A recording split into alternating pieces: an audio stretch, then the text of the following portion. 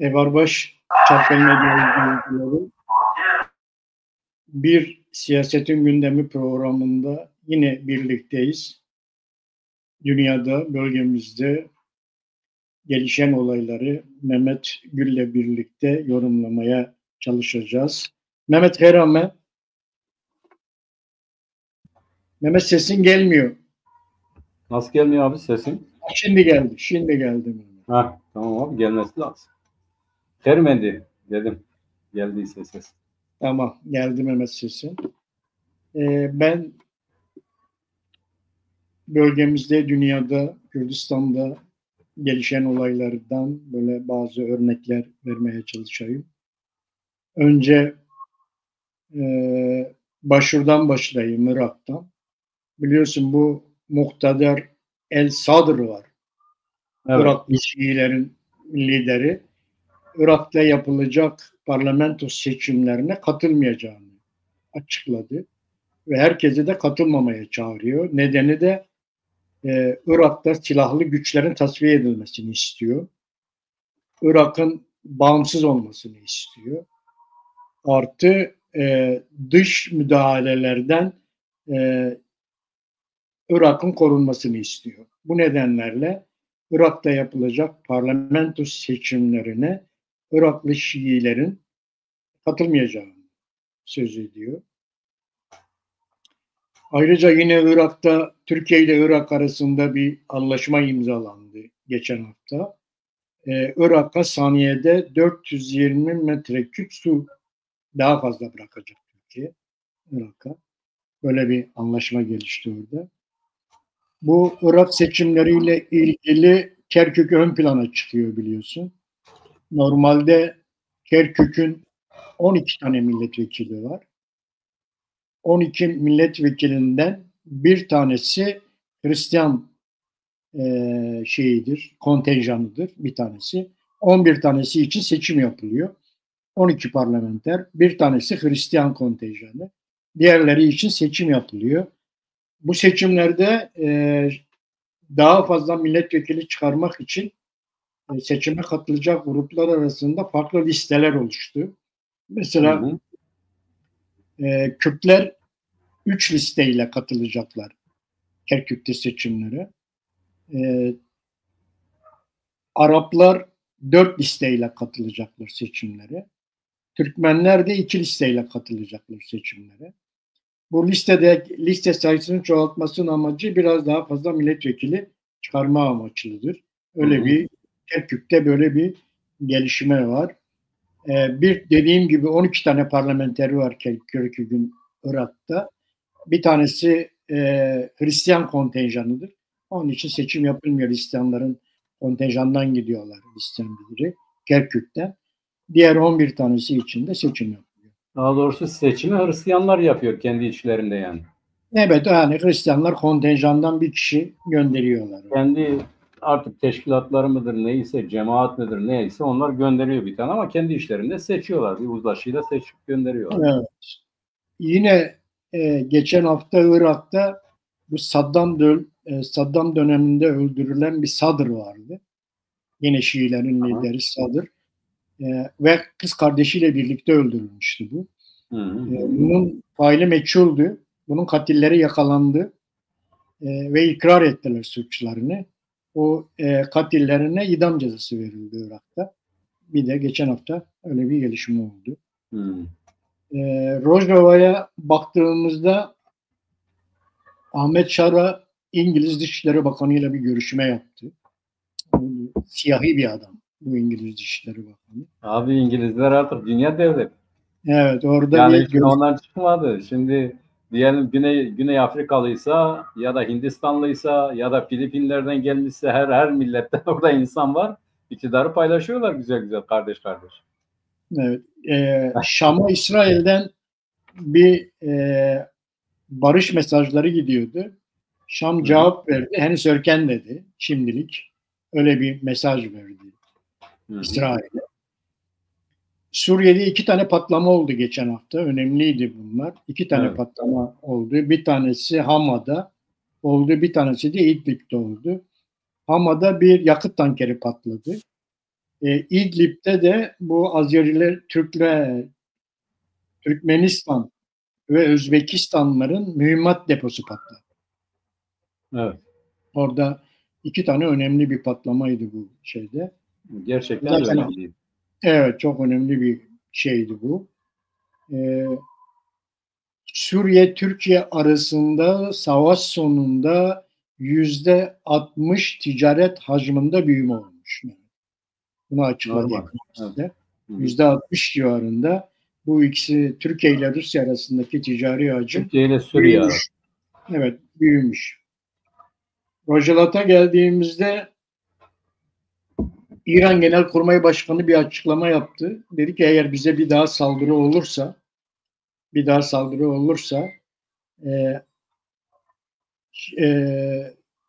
İsrail'i kimse kurtaramaz. ABD bile kurtaramaz dedi. Öyle bir açıklama yaptı. Yani durup durduğu yerde İran Genelkurmay Başkanı. Hamaney şimdiye kadar hep saklanıyordu. Bu aşure gününde çıktı. Halkla bir araya geldi. Hamaney ortaya çıktı aşure gününde. İran'da reformistler bir çağrı yaptılar. Diyorlar ki siyasi tutuklular bırakılsın. Çağrısı yaptılar. Bakalım bu ne kadar etkili olacak reformistlerin İran'daki tutumları. ABD'de İngilizler, Fransızlar ve Almanlar Dışişleri Bakanları. Biliyorsun geçen hafta onu konuşmuştuk. İran Uluslararası Atom Enerji Ajansı'nın denetiminden çıktı. Böyle bir yasayla çıktı. Kendi içinde bir yasa çıkarttı. Ve artık denetlenemeyecek diye. Şimdi İngiltere, Fransa, Almanya Dışişleri Bakanları bir açıklama yaptılar. Tekrar oraya davet ediyorlar İran'ı. Tekrar denetlenebilmesi için böyle bir yapıyorlar. Çağrı yapıyorlar İran'a. İran henüz cevap vermedi ama genelde biz artık bu işi bitirdik. Bizi kimse denetleyemez diyor İran. Abi o siyasettir. O bugün öyle der, yarın gider. Evet, yani başka bir şey söyleyebilir ama bir yasa çıkardılar. Biliyorsun dünyada denetlenemeyen 5 ülke vardı. İran'da 6. oldu. İsrail'de denetlenemeyenlerden bir tanesi yalnız. O da önemli. İsrail'de denetlenmeyenden bir tanesi. Orada denetim yapılamıyor. Kabul etmiyor. İsrail de kabul etmiyor. Şimdiye kadar hiç denetlenmemiş. Ve bu nedenle İsrail'de 90 tane atom başlığının olduğu söyleniyor. Nükleer başlığının olduğu söyleniyor. Ve istediği zaman da yüzlercesini yapabilecek kimyasal var elinde diye açıklama yapıyor uluslararası kamuoyunda. Öyle de bir gelişme oluyor. Türkiye'ye baktığımızda Türkiye karman çorman. Mehmet, her gün bir şey oluyor Türkiye'de. Bu Antalya Büyükşehir Belediye Başkanı'nı tutukladılar. Aldılar içeriye. Onu tutukladılar şeye. Şu anda Adana ve Adıyaman karakolda. Daha henüz adliyeye götürmediler. Onlar da karakolda. Onlar da ya pazartesi ya salı günü çıkarılacakmış mahkeme huzuruna. Öyle anlatılıyor. Şu ana kadar 13 tane CHP'li belediye başkanı tutuklandı. Böyle bir gelişme Türkiye'de. Gerçekten sıra diğerlerinde abi. Evet. Öyle gözüküyor. Bulmuşlar bir tane kullanışlı eleman. O ne ihaleye giren adam var ya, ne aktar. Evet. Evet, onun şeyiyle. Kurtulmak için her gün birini suçluyor. Buna rüşvet verdim. Buna bunu yaptım. Şuna şunu yaptım diye. Evet, öyle gelişiyor olaylar. Öyle. İtirafçı. Evet. Tam bu olayların içerisinde Türkiye'de orman yangınları patladı. Her sene. Ve öyle anlaşıldı ki Türkiye'nin orman yangınlarıyla ilgili hiçbir tedbiri yok. Tamamen tedbirsizlik. Ya da şöyle diyelim. Evet. Herhalde onların yanmasını istiyorlar yani birileri. Evet. Belki de yani ama hiçbir tedbirleri olmadığı gözüküyor. Yani yangınlar alabildiğine büyüdü. Evet. Hala da daha devam eden yangınlar var. Evet, söndürmek için alet edevatı diyor.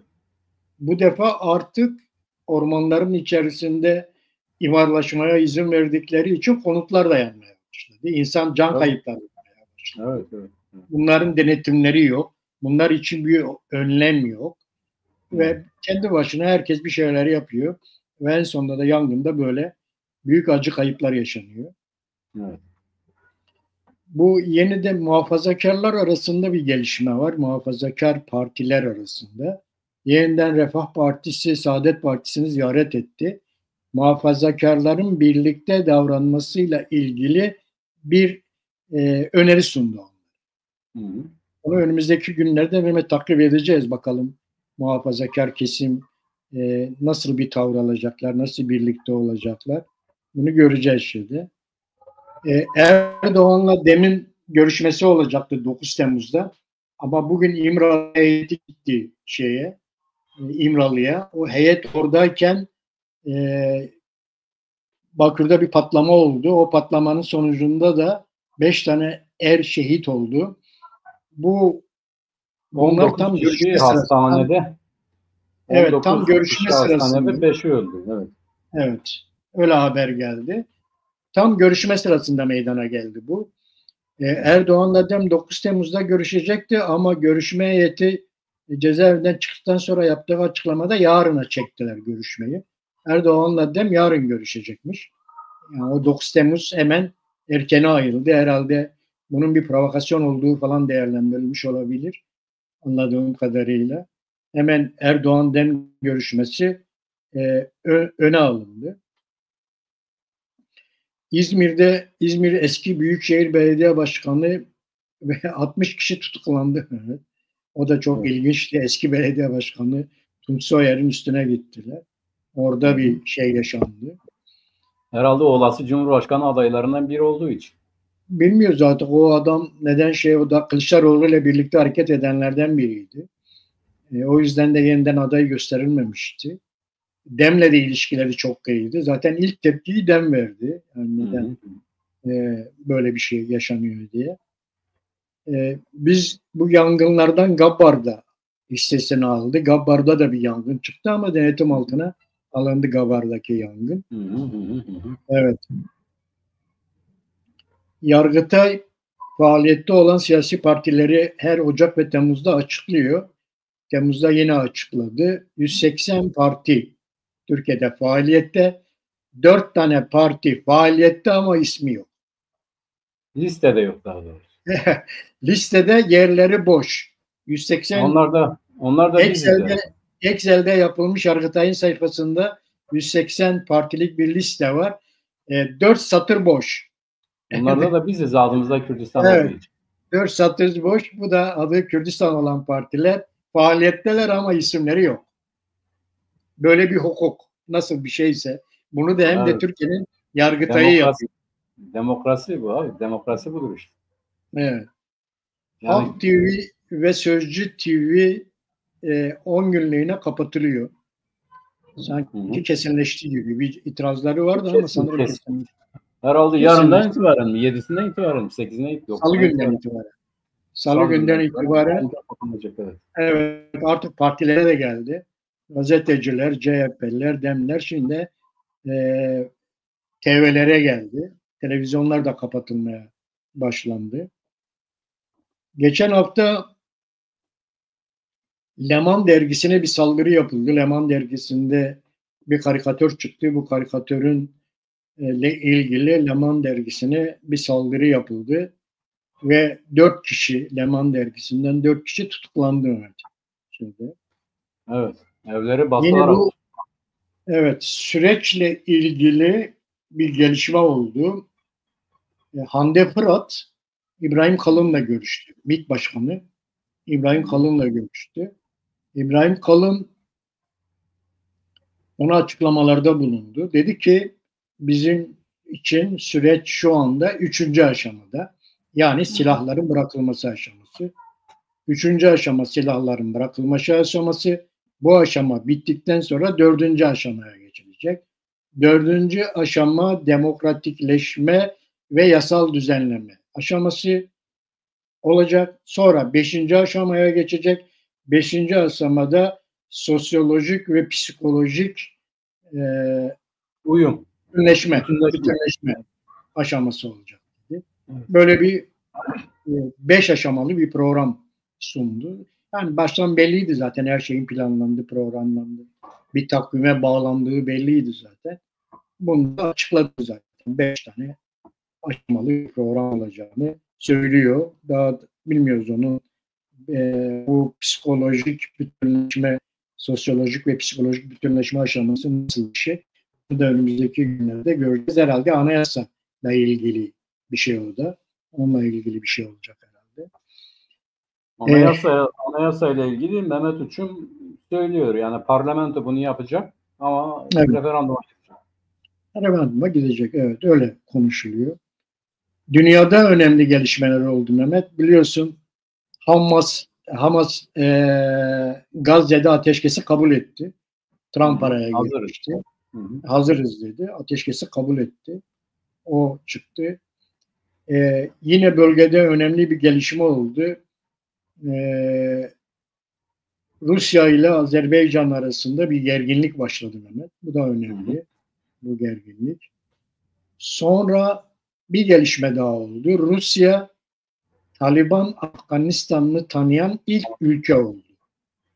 Evet, resmen tanıyan ilk devlet oldu. Resmen tanıyan ilk ülke oldu. Geçen hafta açıkladı onu. Bir de bugün bir açıklama yapıldı. Amerika'da Elon Musk yeni bir parti kurdu. Amerika Birleşik Devletleri Partisi'ni kurdu.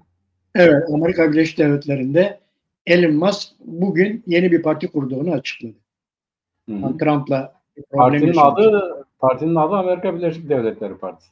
Evet, Amerikan Partisi mi? Amerika Birleşik Devletleri Partisi mi? Öyle bir parti diye isim. Amerika Birleşik Devletleri Partisi. ABD evet, Partisi. Herhalde öyle bir parti kurduğunu açıkladı. O Trump'la biliyorsun bazı problemler yaşadılar. Özellikle yaşadıkları problemlerden bir tanesi de şeydi. Yani Trump vergi yükünü azaltan ama yoksullara sosyal yardımı azaltan bir şey getirdi, bir program getirmişti. O programa karşı çıkmıştı Elon. O yüzden kendisi artık bir parti kurdu. Yani bu dikkat et abi, bu sermayedeki dönüşüm her zaman yeni bir düzen gerektirmiş. Evet. Bugün dünya egemenliğindeki bu dijital, yani Musk gibi bu yeni burjuvazi, öyle diyelim, yeni sermaye, daha çok Bitcoin mi diyelim, ne diyelim, yani gerçek üretime dayalı değil, değer üretimi olan. Yani bugün Elon Musk'ın piyasa değerine kadar 300-400 milyar dolar. Jeff Bezos'un piyasa değerine kadar herhalde 300-400 milyar dolar. Microsoft'un nedir? Yine o kadar. Bunlar bu dijital alandaki egemenler. Finans kapitalin egemenliğinin sona ermesini istiyor. Sadece o değil, aynı zamanda işte yok sendikalaşmaymış, çevre korumaymış, falanmış filanmış ve benzer gibi şeyleri kendi gelişmeleri önünde engel görüyor. Evet. Örneğin bu işte uzaya çıkış bu Starlink miydi, onun neydi o şirketin adı?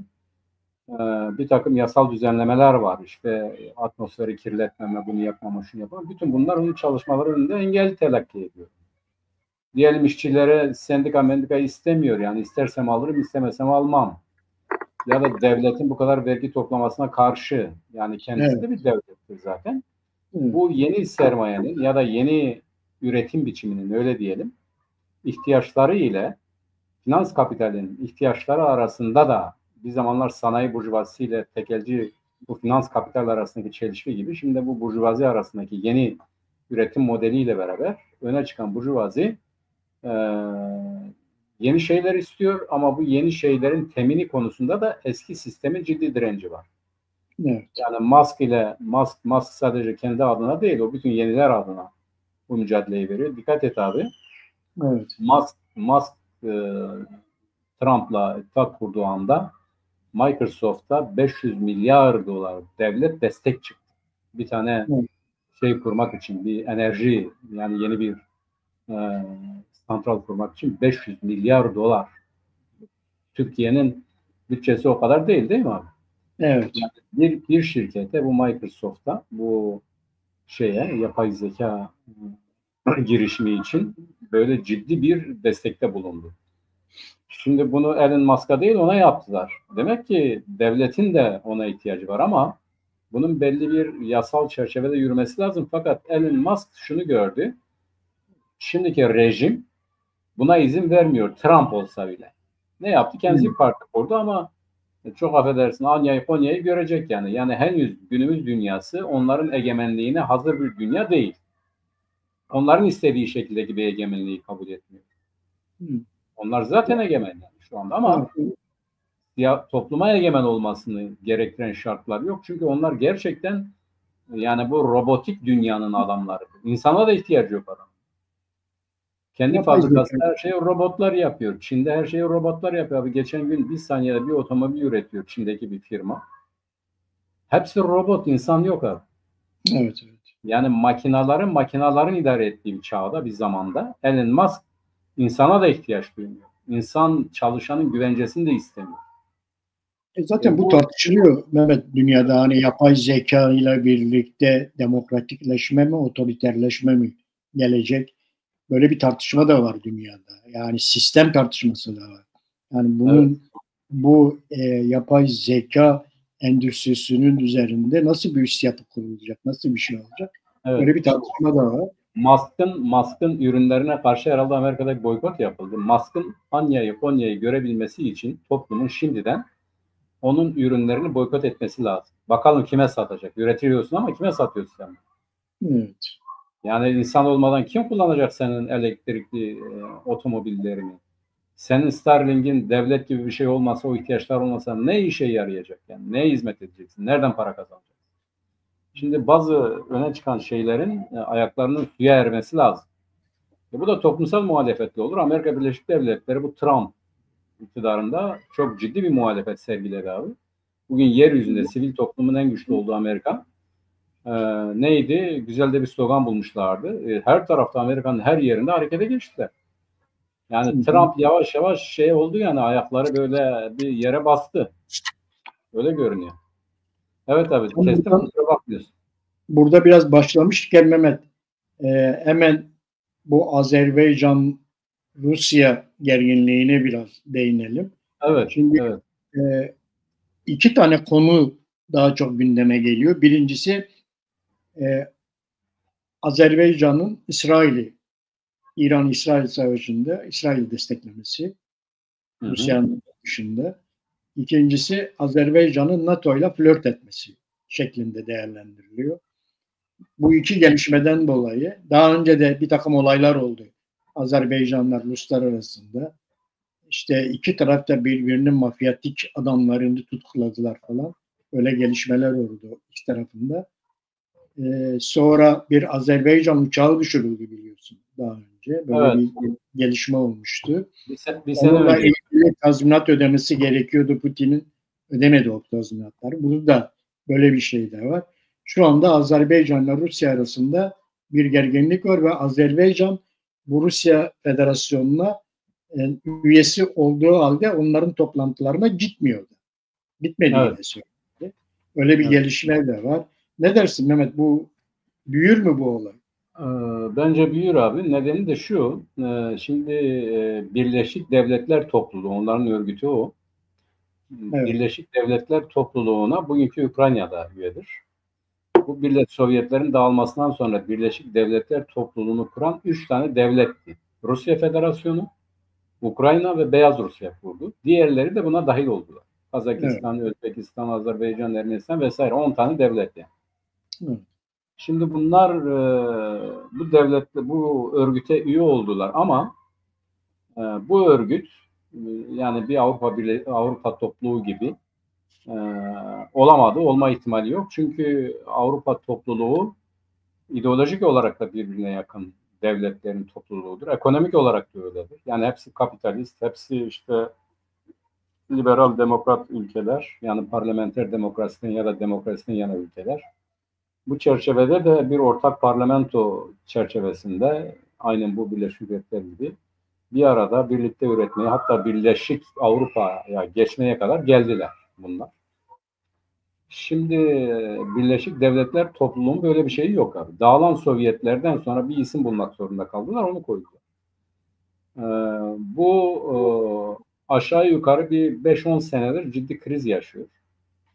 Yani bu birinci krizi neresiydi abi? Gürcistan meselesiydi. Yani Rusya'nın Abazya'ya müdahale etmesiydi, Gürcistan'dan orayı almasıydı, bağımsızlığını tanımasıydı. Onunla başladı bozulmaya. Ermenistan-Azerbaycan meselesiydi. O ciddi bir kriz yarattı. İlk bunalımda Rusya garantör devletti. Yani ikisinin de arasındaki meseleyi çözme konusunda bir ayrıcalıklı devletti, bir uzman devletti ya da bir tarafsız devletti. Fakat ikincisinde böyle olmadı. İkincisinde Rusya açıkça Azerbaycan'ın yanında yer aldı. Yani ya da Ermenistan'ı desteklemedi, öyle diyelim. Ukrayna hadisesi çıkmadan önce de işte Kırım meselesi oldu. Yani Rusya Federasyonu Birleşik Devletler topluluğu içerisinde bir hegemonya mücadelesi kurmaya çalışınca aslında ne diyorlar, işte testi çatlamaya başladı. Şimdi bu Ukrayna ile beraber zaten bu somutlaştı. Dikkat et, Asya ülkeleri yani Kırgızistan, Kazakistan, Özbekistan Avrupa topluluğuyla bir 13 milyar dolarlık bir anlaşma yaptılar. Ermenistan'ın Rusya tarafından terk edilmesiyle beraber zaten başka bir yola girdi. Dikkat edersen Türkiye ile anlaşmaya kadar vardı. Hatta bu öncesinde İsrail-İran savaşı öncesinde Paşinyan Ankara'ya geldi. Ankara'da Cumhurbaşkanı ile görüştü. Hatırlıyorsun değil mi? Bu pek ses getirmedi ama o da geldi. Evet. Yani Ermenistan Rusya ile arasına ciddi bir mesafe koydu. Ya da alakasını kesti. Bizim burada bir geleceğimiz yok dedi. Bizi Azeriler karşısında yalnız bırakan devlete biz artık güvenemeyiz. Türkiye, İran, hatta Azerbaycan'la anlaştı. Karabağ'dan bütünüyle vazgeçti. Ne istiyorlarsa verdi. Bu ikinci savaşla beraber. Ve Türkiye ile de bu sürdürülemez bir şeydir dedi. Yani bu katliam meselesi sürdürülemez bir şeydir. Anlaşmak istiyoruz dedi. Şimdi bu Kafkaslar'da değişen bu durum üzerine Azerbaycan bu ikinci Ermenistan Savaşı'nda İsrail'den aldığı destekle, İsrail desteği sadece İsrail desteği değil, İsrail desteği Batı desteğidir abi. Karabağ'ı bütünüyle ele aldı ve bir de bu Nahçıvan koridorunu açma durumuna geldi ve Kafkaslar'da Azerbaycan bir numaralı ülke haline geldi. Yani bu özgüvenle hareket etmeye başladı. Ermenistan'ı yenmiş, toprağını almış, Karabağ'ı ele geçirmiş. İsrail'le ciddi ilişkileri var. Askeri olarak da iyi kötü güçlenmiş falan. İyi bir ticareti de var İsrail'le. Petrolün hepsini oraya satıyor. Ve bir de İran'daki politik dengeler Azerbaycan lehine değişmiş. Eskiden içeriği etkileme imkanı sıfırken bugün Aliyev içeriği etkileyebiliyor. Yani tersine dönmüş ilişkiler söz konusu. Eskiden İran Azerbaycan'ı ya da Güney Azerbaycan kuzeyi etkileyebilecek durumdayken şimdi durum değişmiş. İran'daki o merkezi otoritenin zayıflamasıyla beraber, aldığı darbeyle beraber Aliyev birdenbire hak etmediği derecede bir politik güç elde etmiş görünüyor ve bunu da kullanıyor. Şimdi bu Yekaterina'daki Rusların saldırısı neticesinde, operasyon neticesinde öldürülen iki kardeş aslında bu Azerbaycan'ın Kafkaslardaki baş kaldırısının sonucudur. Rusya, Ukrayna Savaşı ile beraber orada ilgilenmeyince Azerbaycan artık Rusya'nın oradaki güvenliğini, bu yönüşünü tanımıyor. Onları takmadı. Şimdi de takmıyor. Eskisi gibi bu Ermenistan'da savaş zamanında onu önemsiyordu. Şimdi artık onu takmıyor. Azerbaycan orada ağa benim demeye getiriyor. Ve Rusların bu operasyonda karşılık verdi. Bakü'de Rus Büyükelçiliğinde çalışan kimilerin bir TASS ajansı mıydı neydi? Onu muhbir ilan etti vesaire falan filan derken işi buraya kadar getirdi. Şimdiki hadise şudur abi, tarif edersek. Rusya, Azerbaycan arasındaki mesele ve antiparantez şunu da belirteyim. O Ukrayna Devlet Başkanı'nın adı neydi unuttum da. Volodor muydu? Neydi o? Vladimir miydi? Neydi o? Zelenski. Hemen atladı işin üzerine. Dedi ki biz yanındayız. Aliyev'in yanındayız. Bu Aliyev'in yanında olmak sadece Volodymyr Zelenski'nin değil, diğer devletlerin de içinden geçen bir ukdedir. Onlar da yavaş yavaş böyle bir kabadayının çıkmasını istiyor. Rusya ile ilişkileri koparıp Batı ile daha iyi anlaşmak için. Ve Türkiye de bunu istiyor. İsrail de bunu istiyor. İsrail ve Türkiye her ne kadar rakip olsalar da ama Rusya karşısında Azerbaycan'ın öne çıkması İsrail'in İran karşısındaki silahıdır. O ona öyle bakıyor. Ama Türkiye'de nasıl bakıyor? Orta Asya'ya açılma kapısı olarak bak. Yani farklı. Mesela geldi bu Pezeşkiyan ile Aliyev ona bir yerleri gösteriyor ya Karabağ'da o toplantı yerlerinden. Evet. İşte bir izahatta bulunuyordu. Millet de dedi ki bakın işte Azerbaycan'la İran düşman gösteriliyor ama aslında öyle değil. Bak ne kadar dostlar falan. Bence öyle değil. Yani bugün bu büyük düşmanlıklar bu yakınlaşmalardan sonra oluyor. Dikkat et abi. Bu Suriye'ye Türkiye girmeden önce, oradaki yer altını yer üstüne getirmeden önce Hafız Esad ile, Hafız mıydı? Beşar Esad ile karısı Türkiye'ye geldi. İşte böyle ortak parlamento toplantıları yapıldı. Ortak tatil Fenerbahçe yaptı. tabii tatil yaptılar. Ortak şeyler yaptılar. Birdenbire her şey kışa döndü. Dediler ki işte bu Esad değil Esed'dir dediler. Hı hı. Yani şimdi bu Azerbaycan ile İran, Pezeşkiyan ile Aliyev arasındaki hadise bana bunu hatırlatıyor. Doğru. Bugün Pezeşkiyan'ın Aliyev'le ilişkisi onların ne kadar dost olduğu anlamında değil. Biliyorsun İran her zaman Ermenistan'ı destekledi. Evet. Yani ilk defa Ermenistan İran'ı yalnız bıraktı öyle diyelim. İlk defa oldu bu yani. Yani Evet. ilk defa Ermenistan İran zor durumdayken Türkiye'ye geldi. Dikkat et.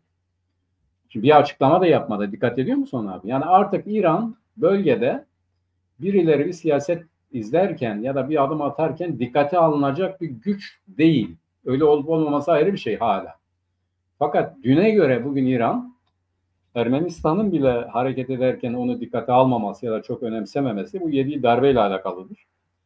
Bugün Pezeşkiyan'ın Bakü'ye gidip Aliyev'le görüşmesi, poz vermesi İran'ın ne kadar güçlü olduğunun değil ya da onların ne kadar dost olduğunun değil. Aslında bu düşman kardeşlerin geleceğe ilişkin plan projeleriyle alakalı bir şey. Bundan ne çıkar? Pezeşkiyan sen de söyledin. İran'da bu reformistler diyor ki işte siyasi tutsakları bırakalım. Yarın öbür gün derler ki türban işini değiştirelim. Ya da derler ki bu velayetsiz şeymeyi kalksın. Yani Cumhurbaşkanlığında bu işte Ali Hamaney en yüksek imamın notu kalksın. Kim giriyorsa kazanan kazansın diyecekler. Parlamenter sistem daha da modern zeminler üzerinde. Bu Kur'an yine tamam da yani Kur'an'a göre yönetim tamam da ama yani parlamento başka bir şeydir. Biz bunu daha seküler hale getirelim gibi yavaş yavaş böyle muhalefet çıkacak. Bunlar dile getirilecektir. İşte Pezeşkiyan bana göre Batı ile ilişkileri normalleştirmek için Azerbaycan'la normalleşiyor. Bana göre olay budur. Azerbaycan her ne kadar çok yani hani diyorlar ya encamınca değil yani onun ilerisine geçerek biraz böyle kabadayıca davransa da doğrudur. Bugün Orta Asya'da ve Kafkaslar'da Rusya'nın hegemonyası ciddi şekilde sarsılıyor. Batı'da zaten sarsıldı Ukrayna ile beraber. Buradaki hadiselere Rusya artık müdahale edemiyor. İşte senin dediğin gibi misilleme olarak ne yaptı? Gitti işte bu çağ dışı rejimi tanıdı yani. Bu Taliban'ı tanıdı. Bu çağ dışı rejimi de resmen tanıdı. Birleşmiş Milletler resmen ilk tanıyan ülke oldu Rusya. Yani bir de onu Taliban. ticarete bağlıyor. Ticarete bağlıyor böyle şöyle falan filan değil. Rusya artık gerici bir mihverdir abi. Gerici kuvvetlere dayandığı için, gerici ilişkilere dayandığı için. İran artık gerici bir mihverdir abi. Gerici kuvvetlere dayandığı için, gerici ilişkileri yürüttüğü için. Türkiye artık gerici bir ülkedir abi. İlerleme şansı yoktur, gelişme şansı yoktur. Bunların değişmesi zorunludur. Azerbaycan karşısında bile, bu küçük Azerbaycan karşısında gibi, Rusya gibi bir devin bir şey yapamaması, işte gidip Yekaterina'da, onlar da Rus vatandaşı biliyorsun. Onlar bir de Karabağ'dan çıkmış gelmiş oraya Azerilerdir. Mafya falan filan ne olursa olsun önemli değil. Onlar bile Rus vatandaşı olduğu halde kendi vatandaşıymış gibi diye değil, Azeriymiş diye muamele yapıyor. Azerbaycan'da onlar Rus vatandaşıdır. Yani bizim onlara söyleyecek bir şeyimiz yok demiyor. Tam tersine kendi vatandaşı olarak kabul edip siyaset yapıyor. Demek ki bu bir bahane. Esası nedir? Bölgede değişen jeopolitik durum ve buna göre oluşan yeni jeostratejik hamleler içerisinde tarafların aldığı roldür. Ve bu rol bana göre hem İran açısından bu çok önemli, hem Rusya açısından gelecek itibariyle ciddi bir baş ağrısıdır. Ben öyle bakıyorum aksine. Yani evet. O onu gerçekleştiremese de hani bir diş ağrısı diyorlar ya, İran ve Rusya'nın dişini bu şekilde Azerbaycan vasıtasıyla böyle hep kurcalıyorlar. Hep kurcalayacaklar. Durum buraya gelmiş. Ve Aliyev de buna biraz hevesli gibi görünüyor. Yani kendisini çok güçlü gibi görüyor. Böyle yaparım ederim diye düşünüyor olabilir. Yani umarım Azerbaycan halkını belaya sokmaz ama durum bu yani. Gelen yer bu. Önümüzdeki günlerde göreceğiz. Yani bu nasıl bir Evet. seyir izleyecek, takip edeceğiz. Oradaki ilişkiler, Evet. Rusya ile Azerbaycan arasındaki bu gerginlik nelere neden olacak? Onları hep beraber göreceğiz önümüzdeki Tabii günlerde. İran'ı da takip etmemiz lazım. İran'da da İran yani İran'da her çok şey yeni önemli. başlıyor. Evet, Evet. İsrail'in tavrı da çok önemli. Yani Evet. çünkü İsrail Azerbaycan arasında bayağı bir diyalog var. Enerjisinin büyük bir kısmını Azerbaycan'dan, Türkiye üzerinden. Onun Tabii. taşımasını da Türkiye yapıyor. Evet. Taşımasını da Türkiye yapıyor. Bu yüzden öyle bir ilişki var. Bakalım önümüzdeki günlerde neye evrilecek bu mesele. Bir de geçen hafta biliyorsun Mehmet, bu 2 Temmuz Sivas olaylarının yıl dönümüydü. Evet. Gerçekten biz de o Sivas'ta katledilen insanların anıları önünde saygıyla eğiliyoruz. Onları unutmadık. Gerçekten hiçbir yerde yaşanmamış, uzun süre Türkiye'de yaşanmamış bir katliam olayıydı bu. Sivas'ta yapılanlar. Tam bu Sivas olayları gündemdeyken insanlar bu şehitlerini anmaya çalışırken o arada bir Leman olayı çıktı ortaya, dikkat edersen. Evet. Leman olayı çıktı. Leman gazetesinde çıkan bir karikatürle bu Leman olayı gündeme geldi ve Leman'dan 4 kişi mahkemelerce tutuklandı. Artı Leman dergisi kuşatıldı, içerisine girildi, hakaret edildi falan. Böyle bu tür gelişmeler yaşandı. Cam çerçeve indirildi abi. Evet, camlar, çerçeveler Bir de indirildi kimse ve buna orada yok. müsaade edildi. Buna müsaade edildi. Yani İyi ki de ne kimse dersin? yok. Yoksa bu Sivas hadisesi gibi bir hadise daha yaşa. Abi şimdi Evet. bu Sivas'la ilgili benim aklımdan hiç çıkmayacak ya da hayatım boyunca unutamayacağım bir hadiseyi yaşadım ben. O zaman içerideydik. Elbistan cezaevindeydik. İşte 8 kişiyiz biz. Bu eskileri 12 Eylül'de yakalananları bu yeni yakalananlardan hep uzaklaştırıyorlar. Biz de 8 kişiyiz. Bizi orada bir boğuşa atmışlar. Evet. 8 kişi kalmışız orada. Bizi diğerleriyle temasımızla falan da kesmişler. Bu işte birdenbire baktım böyle ilişkili olduğumuz Hamit diye bir gardiyan. Kürt o da kendisi. Samimiyiz de geldi vurdu mazgala. Mehmet abi dedi. Ne var lan dedim Hamit. Dedi aç dedi çabuk televizyonu açtı. Ben de televizyonu açtım baktım ya yangın bir yerler yanıyor. Madımak Oteli yanıyor falan filan. Dedi ki Allahu Ekber dedi kafirleri yakıyorlar. Bağırdı. Ya ben durumu anlayınca geri geldim. Mazgala vurdum. Gardiyan diye bağırdım falan. Geldi orada Hasan diye biri vardı. Bu işte eskiden milliyetçi ama sonradan ondan vazgeçmiş. İşte öyle ya bizi çok kullandılar diyebilen bir vatandaş. O açtı tesadüfen mazgını. Dedim ya bu Hamit nerede dedim. Böyle diye dedim. Nedir ya ne Allahu Ekber'sin ne yaptığını düşünüyorsun dedim ya. Burada insanlar yanıyor dedim. Siz nasıl bundan sevişti ya dedi. Kusura bakma dedi o cahile kulak asma dedi. Dedim çağır müdür dedim. Biz bu konuda şikayetçiyiz falan dedik. Neyse müdür geldi. Söyledik falan filan vesaire her neyse biraz böyle herhalde kendilerine geldiler. Yani seviniyorlardı orada. Allahu Ekber diye. Yani onlar orada yanarken kafirleri yakıyoruz diye birileri seviniyordu tabii. Bizzat bizi uyaran izleyin. Bizim de sevineceğimizi düşündüler demek ki yani. Böyle bir olay vardı. Yani bilmiyorlar ki onların kafir dedikleriyle biz aynıyız yani. Demek biz de kafiriz. Demek biz de yakabilirler.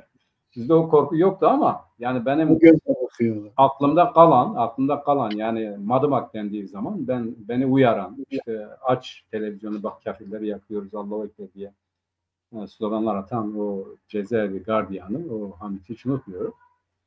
Böyle bir hadise yaşadık. Şimdi tabii onun yani siyaset ile sokak arasındaki ilişkiyi o zaman da anlamıştı. Yani devlet onu gerçekleştiren odak her neyse ki devletten bağımsız olamaz. Sokağı nasıl idare edeceğini çok iyi biliyor. Yani nerelere kadar inebileceğini, kimi motive edebileceğini. Dikkat et o zaman da bu işte Kürt hareketinin ya da Kürt mücadelesinin önemli yerlerde olduğu bir aşamaydı. Ve ne oldu? Bir müddet sonra Başbağlar'da, Desim'de aynen 33 kişi öldürüldü orada bir köyde. Evet. Şimdi bu her iki hadise bana göre, yani Madımak'ta, bu işte Başbağlar'daki hadisede aynı odakların işidir. Yani onu yapanlar aynı insanlardır. Ondan murat ettikleri işin rengini değiştirmektir. Yani bu Kürdistan Ulusal Kurtuluş Mücadelesi'nin yerine Alevi-Sünni hadisesini geçirmek ve bunu büyütmek, toplumu böyle bölmek veya böyle yönetmek üzerinden gerçekleştirilen bir hadiseydi. Tabii Salman Rushdie'yi bahane ettiler, Aziz Nesin'i bahane ettiler, bu ettiler, şu ettiler falan filan, her neyse. Yani herkesin o hadiseye bakışı farklı ama o zamanki siyasal ihtiyaçlar açısından baktığımız zaman bütünüyle devletin dışında olmayan, devletin kontrolünde gerçekleşen, gelişen olaylar. Zaten sonraki yargılamalardan da bunu anladık, bunu gördük. Tansu Çiller ne dedi? İşte çok şükür işte oradakilere bir şey olmamıştır. Yani yakanlara bir şey olmamış diye sevindi. Evet. Tahliye edildikleri zaman kimin sevindiğine baktık. Zaten durum net. Şimdi orada yine de bir gün boyu sürdü abi. Yani bir işte nedir ne değildir falan filan yorumlar, bunlar şunlar. İnönü o zaman başbakan yardımcısıydı. Yani adama hep evet, kontrolümüze vesaire diyor. Yani kontrollerinde de o olayı gerçekleştirdiler yani. Şimdi bu Lemon hadisesi de böyle bir şeydi. Bence bu başarıya ulaşmadı nedense. Pek başarılı olmadı yani. Yeterince örgütlü mü değillerdi, yeterince motive de edilmemiş değillerdi, her neyse, ama kesinlikle ve kesinlikle yapılmak istenen aynı şey bana göre. Şimdi Leman hadisesinde ya o karikatüre baktığın zaman gülersin zaten. Yani öyle bir şey yok, yani bir hakaret makaret falan filan vesaire diye bir şey yok. Üstelik 5 gün önce olmuş bir hadise abi. Evet. 5 gün sonra birileri gidiyor. Kim gidiyor? Dikkat et. İbdace gidiyor. Evet. Yani devletin tasfiye ettiği, devletin liderini 16 sene içeride tuttuğu, öldürmek istediği, adamın teslim olarak Abdullah Gül tarafından affedilerek çıkan ve bir müddet sonra da ölen İbdace liderinin işte Salih Mirza Beyoğlu'nun hareketi zaten bitmişti ve zaten adam o zamanki mesela Adalet diye bir kitap yazdı. Her şeyi konusunda fikirleri değişmişti. Yeniden onu diriltmek için o çevre üzerinden bunu yapmaya çalıştılar ama nedense olmadı, tutmadı. İyi ki de tutmadı. Eğer orada birileri olsaydı ya da yeterince motive etselerdi yeni bir Madımak olayıyla karşılaşacak. Şimdi ben bu konuda şunu düşünüyorum abi. Tesla'nın çok güzel bir sözü vardır. Diyor ki din bilimle mücadelesini kilisenin tepesine paratoner koyduğu anda kaybetti. Evet, doğru. Yani kiliseyi korumak için Allah'tan değil de paratonerden yardım ediyor. Yani oraya şimşek düşerse Allah bir şey yapamıyor. Tanrı bir şey yapamıyor ama paratonerden medet umuyor. Bu böyledir. Şimdi bugün inanç hadisesi tartışılabilecek bir hadise değil. Ancak inanç hadisesi birilerini linç etmek, birilerini yakmak vesilesi de değildir. İnanmak gibi inanmamak da haktır. Yani bir insan inancında ne kadar doğru yerde duruyorsa inanmayan da o kadar doğru yerdedir. Bunun üzerinden toplumsal hadise çıkarmak, birilerine hayır sen inanmıyorsun ya da sen neden inanmıyorsun demek suçtur. Toplumsal ilişkiler açısından da ahlaksızlıktır, ahlaka sığmaz bir şeydir. Devletin bunun karşısında tarafsız kalması ise, yani müdahale etmemesi ise en büyük ahlaksızlık. Devletin görevi inanmak ya da inanmamak konusunda bütün vatandaşların haklarını korumaktır. Yani devlet görevlisi orada böyle olup olmadığını anlamadan İçişleri Bakanlığı açıklama yapıyor, kınıyor. Çok affedersin, bir defa başbakan olmuş ama her gün hatırlatan Davutoğlu hiçbir şeyden haberi yokken kalkıyor işte karşı tarafı suçluyor. Yani yangına benzinle gidiyor adam. Olaydan hiç haberi yok yani. Yani bu 56 hadiseleri gibi var ya abi. Yani o Rumlara karşı girişilen o 6-7 Eylül hadiseleri yok mu? Evet. Aynen 6-7 hadiseleri gibi. Yani Selanik'te Atatürk'ün evi yakıldı. Ya yok öyle bir şey. Kimse bunu dinlemiyor. Evet. Bunu organize edenler kimdi? O işte daha sonra uzun süre Mahmut Şevket bilmiyorum ne, Mehmet Şevket bilmiyorum ne diye bir refahlı işte derin devletin adamı çıktı. Yani devletin organize edip devletin harekete geçirmek istediği bir hadise ya da hadiseler, işte Madımak öyledir, 6-7 Eylül olayları öyledir. İşte bu Leman da biraz öyleydi. Demek ki devlet burada gücünün kuvvetini yitirmişti, yani eskisi kadar güçlü değildi ya, o güçleri motive. Ya da Hrant Dink hadisesi abi. Hrant Dink hadisesi aynı şey değil mi ya? Yani Hrant Dink'in öldürülmesi bir organize cinayet değil mi? Evet, tam bir yorum. O onun üzerine atıyor, onun üzerine atıyor. Hiç kimsenin üzerine kalmıyor. Ne oldu? O bir tane 17-18 yaşındaki çocuğa yaptırdılar. O da çıktı gitti, şimdi bir mafya lideri oldu. Yani hadiseyi bu hale getiriyor. Şimdi bunu yapsalar da aynı şeyi getirecekler. İbdace yaptı diyecekler. Ama yapamadılar. Fakat orada işte çıkıp da camının çerçevesini kırdık bir daha yaparız diyen adamın elini kolunu sallayarak giderken öbür taraftan işte bugün yani elini kolunu sallamayı boş ver. Fikir beyan etti diye işte neydi o bir gazeteci alındı içeri. Timur Soykan mıydı neydi? Yani bir haber yapmış. Bugün bıraktılar bunu. Bıraktılar da şunu anlatmaya çalışıyor. Yani onun hemen aldılar içeri attılar. Ya diğeri polisin yanında, polisin kollarının dibinde, gözünün önünde her türlü tahrik edici, ayrıştırıcı her şeyi söylüyor, hiçbir şey olmuyor. Şimdi burada toplum ile devletin ya da toplumun ihtiyaçları ile devletin ihtiyaçları ne kadar kısmileştiği ortaya çıkıyor. Toplumun beklentileri farklı, devletin ihtiyaçları farklı. Fakat devlet burada ya yapamadı, ya o gücü kuvveti yoktu ya da yani içerisinde bu konuda anlaşamadı yani. Yoksa o Leman'ı da çünkü daha sonra gündeme getirilen bir şeydi dikkat edersen. Yani anında olan bir şey değil. 5 gün sonra gündeme getirilen işte neyse ki bu Özgür Özel çıktı doğru bir şey söyledi. Ya böyle olsa bile kardeşim yani mahkemeleri var, hukuku var, bunu var, şunu var, linç hadisesini ya. Kuşatma ne? Bu ne? Şu ne? Sen inanıyorsun. Nasıl bunu doğru buluyorsan inanmayan insanın da inanmaması doğru. Bunun üzerinden kavga gürültü olmaz. Yani neyin kavga gürültüsünü yapıyor? Sen inanıyorsun, o inanmıyor.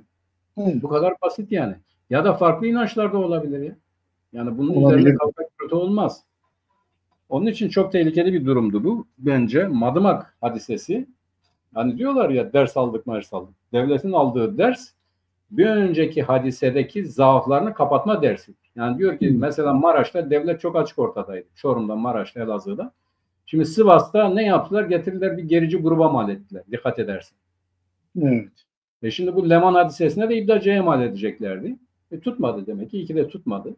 Ama devlet zihniyetinde hala bunların bir ihtiyaç olarak korunduğu, saklandığı, yeri zamanı geldiğinde de gündeme geçirileceği belli açık olan şeyler. Evet Mehmet, yani Türkiye'de yalnız sadece olaylar ki Türkiye'nin her tarafı karıştı. Hem yangınlar bir taraftan gidiyor, bir taraftan bu süreç meselesi, bir taraftan CHP'lerin başına gelenler, gazetecilerin başına gelenler. Yani Türkiye her yönüyle sallanıyor, öyle gözüküyor. Epey bir sarsıntı geçiriyor. Tam bu şeye bakarken biliyorsun bugün İmralı heyeti Abdullah Öcalan'a gitti. Mithat Hoca buna eklenmiş herhalde. Mithat eski genel başkan eklenmiş İmralı heyetine. Sırrı Süreyya'dan boşalan yere.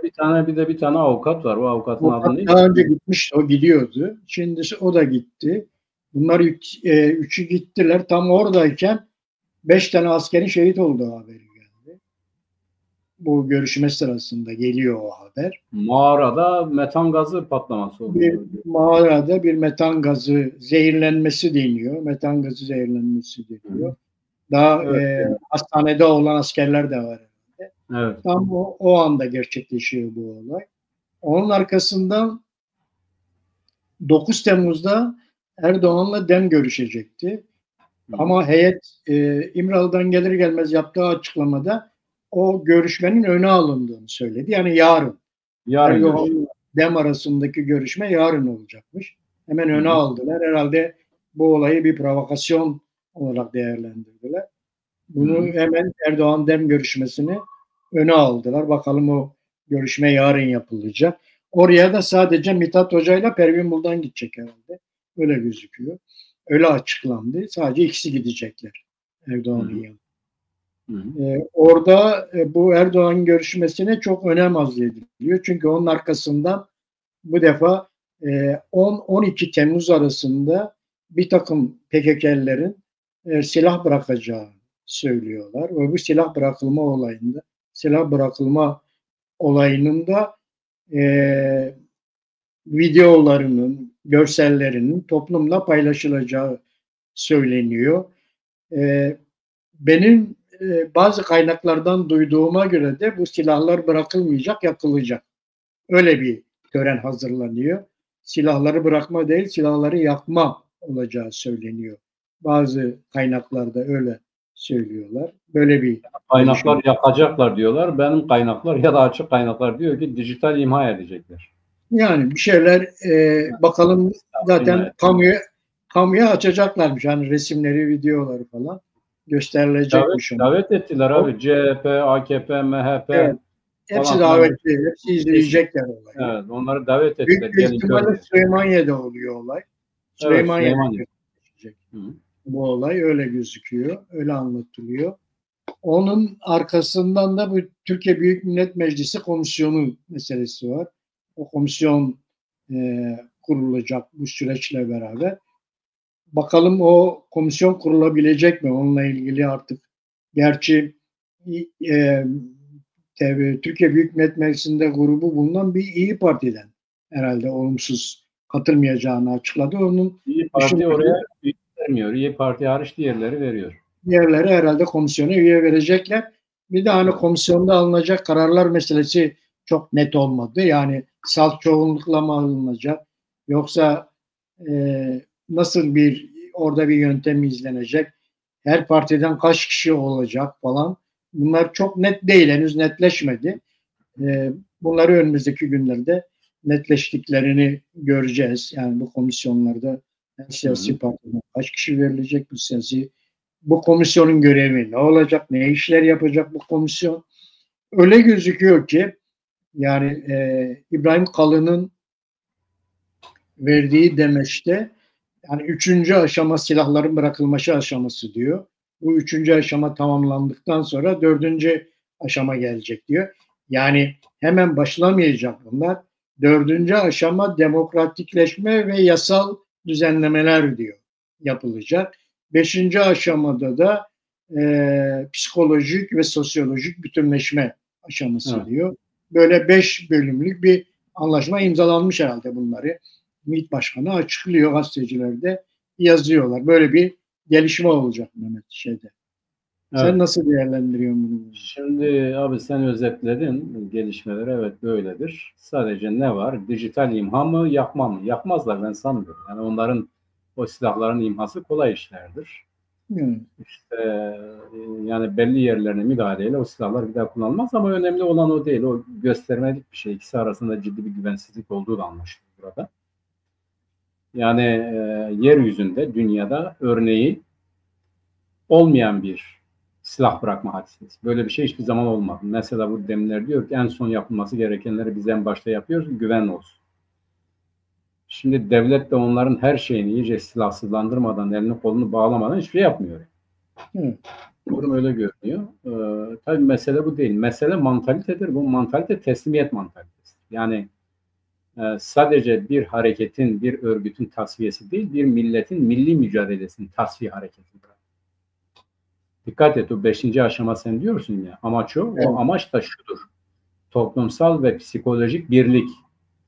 Yani Kürt toplumunu toplum olarak, zihinsel olarak neye hazırlıyorlar? Biz biriz, biz kardeşiz, tekiz. Yani başka bir talebimiz, mabedimiz yoktur. Biz barıştık, barış da iyidir. Geriye ne kaldı? Biz bugüne kadar niye savaştık? İşte ya boş ver, savaş iyi değil, barış iyidir. Bu barış nedir? İşte bizim Türkiye Cumhuriyeti devletiyle ve toplumuyla birleşme hadisemizdir. Bunu da yaptığımız zaman ortada sorun kalmaz. Ya zaten devlet de yıllardır onu diyor. Türk de kurtul. Diyarbakır cezaevinde diyorlar ya, Türkçe konuş. Çok konuş diyorlardı. Türkçe konuş. Yani şimdi de Türk'üm de, çok Türk'üm de. Şimdi birinin kendisine gelmesi, gerçeğin farkına varması gerçekten azap verici bir hadisedir. Hani onun için diyorlar ya, cehalet mutluluktur. Bugün Kürt toplumunun uyandığı, kendisini Kürt hissettiği, hakkını hukukunu bildiği bir zamanda böyle bir şeyin gerçekleşme ihtimaline inanmak, onun için psikolojiyi koymuşlar. Yani böyle bir şeyin gerçekleşeceğine inanmak ne tarihten, ne toplumdan, ne psikolojiden, ne sosyolojiden anlamamak demek. Bu mümkün değildir. Kürt milleti, Kürtlüğünün kabul edilmediği, Kürt olarak kabul edilmediği, öyle muamele görmediği, öyle sayılmadığı, ona göre bir şeylerin yapılmadığı bir barışı, yani belki bu PKK'nın yaptığı absürt mücadele biçiminde değildi ama hiçbir zaman bundan vazgeçmez. Ben böyle inanıyorum buna. Şimdi burada benim dikkatimi çeken şu oldu abi. Bu kadar insanları çağırmak, gelin görün bak bırakıyoruz. Peki kaç kişi bırakacak? Yani bugün 4-5 bin tane onların devletin 5-6 bin tane silahlı militanı vardı değil mi abi? Evet. 5-6 bin tane mi bırakacak orada? Sıraya mı gelip bırakacak yoksa sembolik bir şey mi olacak? Benim tahminim sembolik bir şey olacak. Fakat devlet işte bu ortalığa dökülen haberler oldu. Yok Karasu öldürüldü, bu oldu, şu oldu. En son dediler ki ya İmralı'ya geldi. Yani kongrede yoktu ama İmralı'ya geldi. İmralı'daydı. Devlet anlaşılan şunu yapıyor. Yani bu tasfiye sürecinin gerçekleşmesi için sadece kendisi değil PKK içerisinden de bugüne kadar PKK'li olan belli bir ekibi de hazırlıyor. Bu ekip üzerinden bunu yapacak yani. Yani PKK'yi PKK'liler tasfiye edecek. Şimdi bu Karasu'nun gelip İmralı'ya gitmesi, devletle görüşmesi, eğitilmesi ya da o kongre sürecinde APO'nun Ankara'ya getirilmesi, oradan kongreye katılması gibi bir hadiselerden anladığımız kadarıyla devlet artık PKK'yı nasıl tasfiye edileceği konusunda da PKK'yı da ikna ediyor. O konuda da yeni kadrolar yetiştiriyor, oluşturuyor. İşte bunlar işte çıkan dedikodulara göre İbrahim Kalın ile Mustafa Karasu şimdi şu anda Süleymaniye'de işte bu silah bırakma hadisesinin bu seremoninin nasıl olacağını görüşüyor, konuşuyor ya da organize ediyor. Yani kamuoyuna yansıyan. Dikkat edersen yeryüzünde olan şeyler, evet biz şunun için kavga ediyorduk, barışıyor. Çünkü şöyle barışıyoruz. Bundan sonra biz Kolombiya'da nasıl oldu? Seçimlere herkes girecek, kazanan iktidara gelecek dendi değil mi abi? Latin Amerika'daki bütün silahlar böyle bırakıldı. Ya o sekuritetler vardı. Yani onları da tasfiye ettiler. Paramiliter kuvvetleri de tasfiye ettiler. Gerilla da silah bıraktı. Hatta tedbiren bırakmadığı bir kesim seçimlere gittiler. Seçimlerden iyi şeyler çıkınca birkaç defa bozuldu.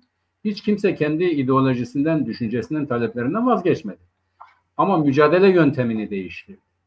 Bugün bunların yaptığı bu değil. Bunların yaptığı mücadele yöntemini değiştirmek değil. Bunların yaptığı var olan gelişmeyi, Kürtlük duygusunu, bilincini, anlayışını tasfiye etme operasyonu. Tasfiye sürecidir. İşte bu tasfiye sürecinde tasfiye edilenlerin, edilecek olanların ikna olması çok önemli.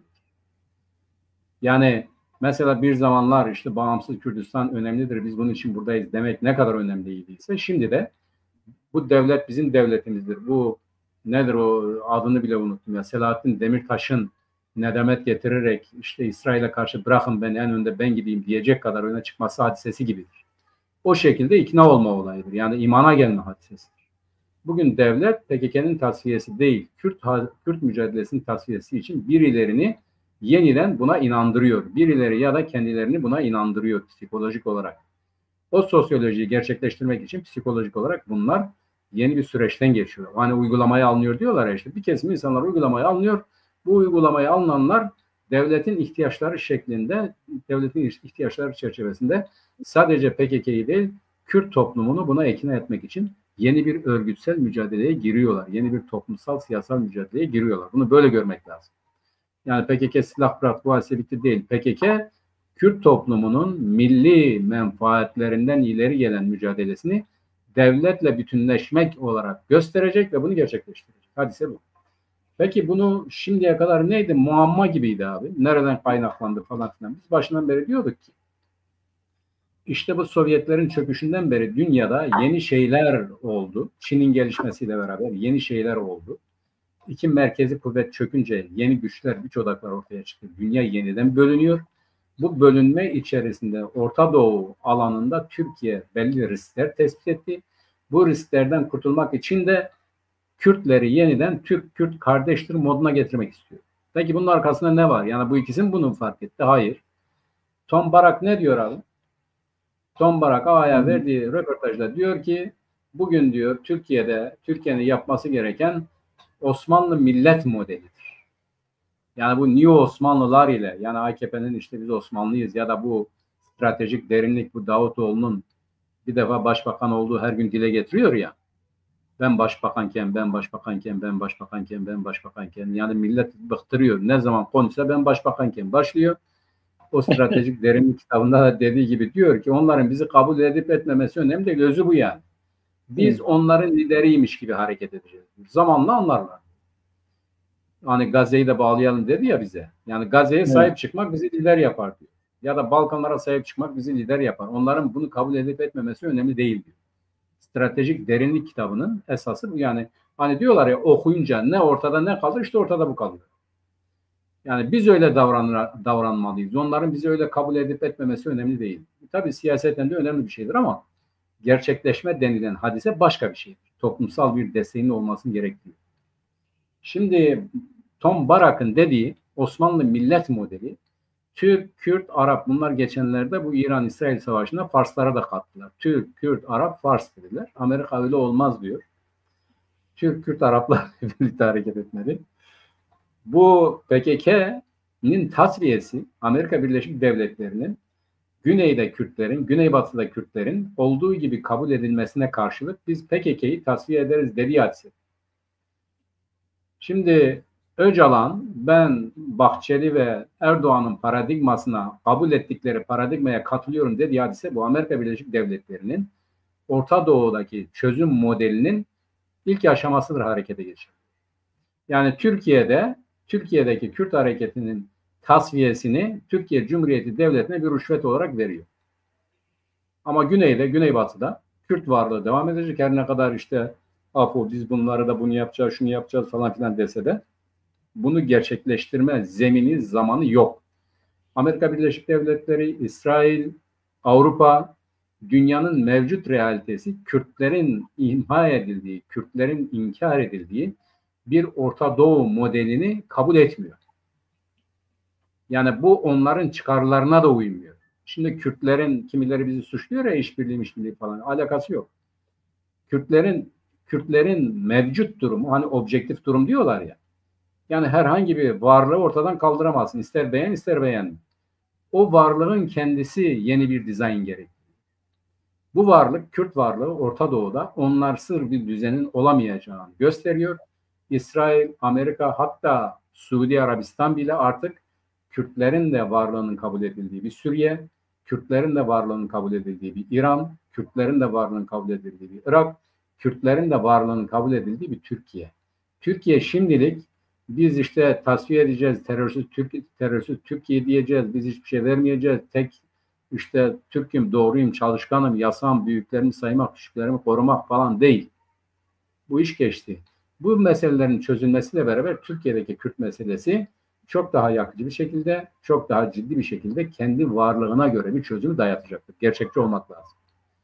Yani bunlar Türk, Kürt, Arap kardeşliği diyorlarsa, Türk, Kürt, Arap bir obje olarak, bak bir nesne değil, yani bir özne olarak var olmak zorundadır. Bunların özne olarak olmadıkları bir yerde Türk, Kürt, Arap kardeşliği olmaz. Ama bunların özne olarak var olduğu, özne olarak muhatap alındıkları, özne olarak, yani ondan hareketle çözümün gündeme geldiği bir şey olabilir. Bugün APO ne yaparsa yapsın, bugün Mustafa Karasu belli bir uygulamaya alınarak bu işin tasfiyesi için eğitilerek yeniden oraya gönderilmesi değil, bunun gibi binlerce insan olsa bile Kürt realitesi, Kürt mevhumu kendisine göre bir objektif çözüm, bir objektif seçenek gündeme gelmediği müddetçe devam edecek. Gerçekçi olmak lazım. Bunlar sadece kendilerini tasfiye ediyorlar. Bu grubu, bu profesyonel grubu tasfiye ediyorlar. Bunu yeniden Kürt milletini Türkiye Cumhuriyeti Devleti'nin tebaası haline getirmek için çalışacaklarını söylüyor. Bunun karşılığında bunlara ne verilir onu bilemedik. Ama sosyolojik ve politik olarak Kürt toplumunun tasfiyesi mümkün değildir. Bugün İran'da kaç senedir, bak İran'da bugün Kürtler seçime girmiyor, etmiyor, eylemiyor. Tasfiye mi oldu? Tam tersine daha güçlü. Kürt toplumu ayrıdır. Kürt toplumu vardır. Türkiye'de de böyledir. Bu gerçek göz önüne alınıp buna göre bir çözüm bulunmazsa hiçbir tasfiye hareketi toplumsallaşamaz. Örgütsel olabilir. Örgüt olarak kendilerini tasfiye edebilirler, yok edebilirler. Malını, mülkünü işte çıkan dedikodulara göre burada televizyonlarda falan dile getiriyor. Diyorlar ki arşivini de devlete teslim edecek, paralarını da devlete teslim edecek.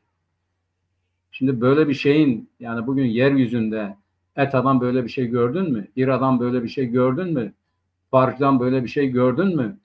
Yani dünyanın neresine bakarsan bak, anlaşan, uzlaşan güçler arasında böyle bir şey oldu mu ya? Yani bu teslimiyet ötesi bir şeydir. Teslimiyet ötesi bir şeydir. Buna da dikkat çekmek isterim. Onun için ben bu sürecin Türkiye Cumhuriyeti Devleti açısından senin belirlemiş olduğun 5 aşamada doğru, PKK ne yaparsa yapsın bundan sonra yeniden eski moduna dönme ihtimali bitmiştir. Yapamaz yani bunu. Tasfiye süreci onların tek seçeneğidir. Bunun için bunu yapmak zorundadırlar. Ama ortadaki güvensizlik hadisesinin kaldırılması mümkün değildir. Çünkü PKK devletle uzlaşmak isteyen, devletle anlaşmak isteyen bir gücün egemenliği altında da olsa tabanda onu etkileyebilecek değişik faktörler var. Yani bugün bunu değişik yönde kullanmak isteyenler, değişik yönde harekete geçirmek isteyen ya da bunu etkilemek isteyen kuvvetlerin olduğu bir yerde her şey dikensiz gül bahçesinde yürümez. Bunu da böyle bilmek lazım. Mesela bu metan gazı patlaması diyorsun. Patlama mıdır, zehirlenme midir abi?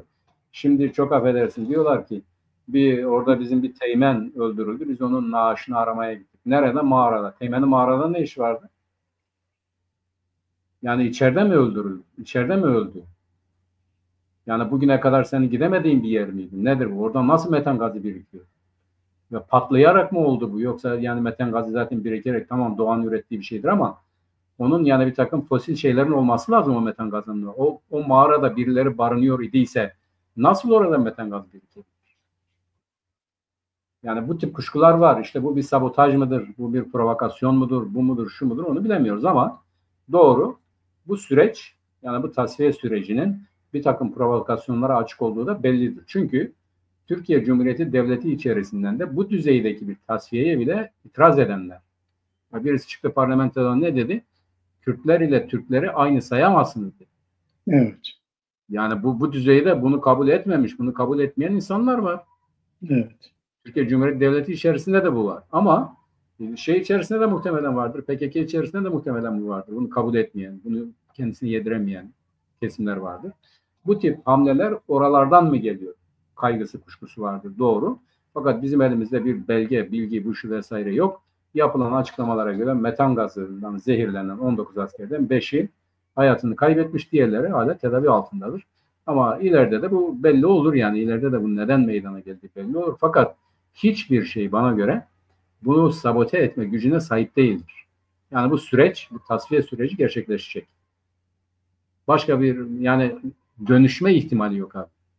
Bu başka bir teşkilatla olabilir, ayrılıp gidenlerle olabilir, bu olabilir, şu olabilir ama mevcut durumda hiç kimsenin itiraz etmediği, herkesin kabul ettiği bir tasfiye süreci ve kadroların buna göre eğitildiği bir tasfiye süreci bana göre işte bu önümüzdeki hafta bir girizgah yapacak. Bunu da bizi yanıltmasın. Bütün silahlar orada teslim edilmeyecek. O bir gösteri olacak yani.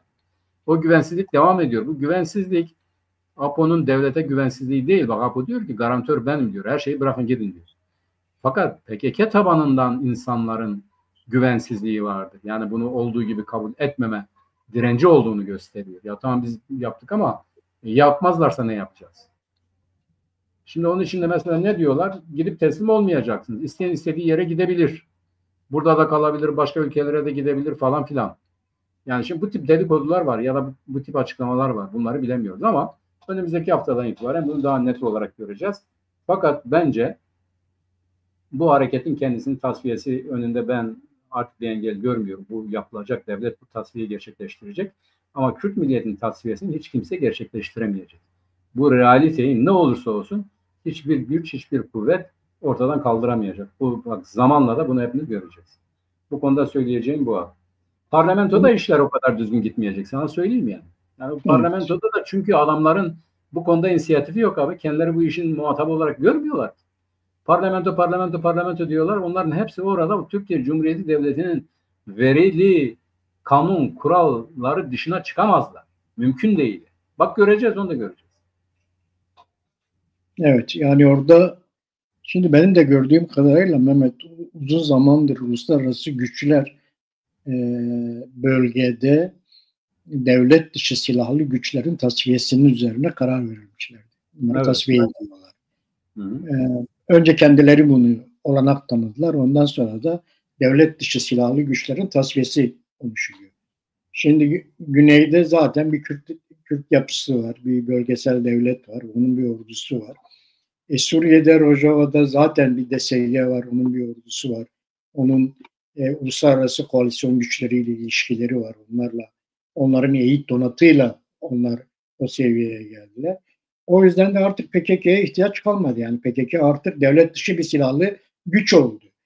Hiçbir yerde de devlet olma şansı yok. O zaman ne yapıldı? PKK'nın tasfiyesine karar verildi. Bu görev de Türkiye'ye verildi. Türkiye'de bunu evet tamam biz de bunu tasfiye edelim. Tasfiye edelim, yapalım derken Kürtlerin bölgede kazanımları var. Yani Güney Kürdistan'ın bugün gelmiş olduğu derim, Rojava'nın gelmiş olduğu durum ve bunların uluslararası Kürt dostlarıyla kurmuş oldukları ilişkiler ve Kürtlerin artık bölgede varoluşu. Eskiden Sykes-Picot'a sadece biz karşı geliyorduk. Şimdi Sykes-Picot'a ABD de karşı geliyor, Erdoğan da karşı geliyor. Biliyorsun biz bu konuda birkaç tane konferans verdik Sykes-Picot'la ilgili.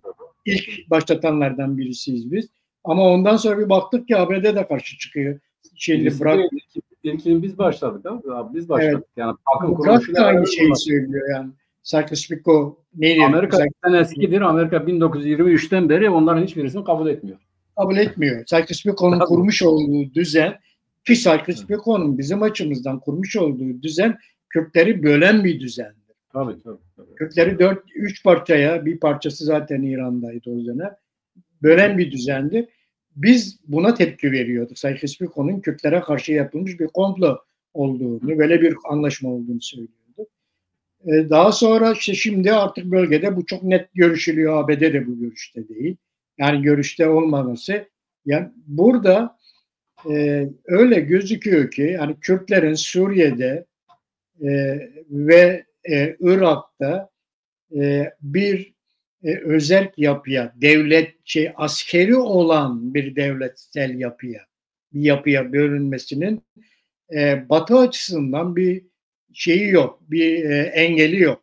Çünkü hani o Kürt halkı kendini koruyabilmesi için elinde bir silahlı gücün olması gerekiyor. Yani yoksa orada kendisini nasıl koruyacak?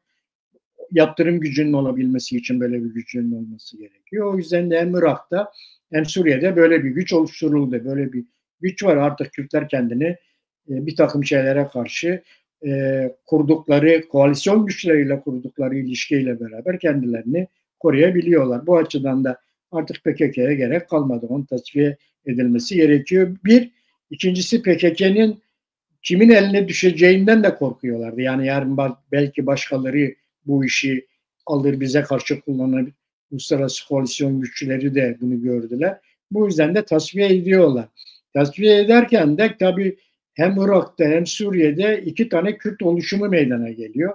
İşte orada Devlet Bahçeli devreye girdi. Devlet Bahçeli devletin ihtiyaçlarını gördü. Yani buralarda bakın Kürtlere bir takım özerk yapılar veriliyor. Bu yarın öbür gün bize de dönebilir. Tabii ki canım. Zaten İran-İsrail savaşında da sıra bize geliyor diye Devlet Bahçeli sürekli böyle bir ön alma yapıyor. Yani sanki işte Bahçeli dedi İsrail'e saldıralım dedi. Tanklar girsin İsrail'e dedi. Evet. Bunun önlemini alıyor. Bunu da bu açıdan da PKK'yı tasfiye ederken Kürtleri de tasfiye etme, Kürtleri de Türkiye'ye entegre etme meselesini gündeme getiriyorlar. Entegrasyonu işi götürmeye çalışıyorlar. Böyle bir olay açıklanıyor. Çünkü bu sürecin paradigmasını yazanlar yani büyük bir ihtimalle en çok bu işte konuşan Devlet Bahçeli'dir. Erdoğan hiç konuşmadı bu paradigma nedir diye. Sadece terörsüz Türkiye diyor. Ama Devlet Bahçeli bir şeyler açıkladı yaptığı röportajlarda. Bir de Mehmet Uçum pazar yazılarında bunun ne olacağını falan açıklıyor. En sonunda İbrahim Kalın açıkladı işte dün Hande neydi o kızın adı gazeteci kızlar Hande Fırat'a verdiği demeçte onu açıkladı. O da bu şeyi açıkladı. Yani burada Kürtlerin talepleri yok ortada. Kürtleri bu süreçte nasıl etkisiz hale getirebilirizin çabası içinde Devlet Bahçeli. Bu yüzden Devlet Bahçeli 2 şeyi gözlemliyor. Birincisi diyor ki devletin ihtiyaçları var. PKK'nın tasfiye edilmesi lazım. Anayasada bazı şeylerin değiştirilmesi lazım. Ama bu değişiklik Kürtlerin entegrasyonu olacak şekilde olması gerekir. Öyle düşünüyor. İkinci tarafta da tabii bir defa Erdoğan bu işte ne olacak? Erdoğan'ın da talepleri var. Erdoğan da bir dönem daha bu işi devam ettirmek istiyor. Ölünceye kadar Cumhurbaşkanı olmak istiyor. Erdoğan Bahçeli devletin ihtiyaçlarıyla Erdoğan'ın talepleri arasında bir denge kurmaya çalışıyor. İkisinin arasında bir denge kurmaya çalışıyor. İşte bunu da CHP'yi ikna etmesi gerekiyorlar. Bu defa CHP'yi ikna edemiyorlar. Yani eğer CHP'yi ikna etseler Erdoğan bir dönem daha tamam gelsin, Erdoğan ona geçen gün Rusya'dan gelirken, Azerbaycan'dan gelirken açıklama yaptı ya, gel Ankara'ya bırak işte İmamoğlu desteklemeyi, ondan sonra her şey düzelir. Eğer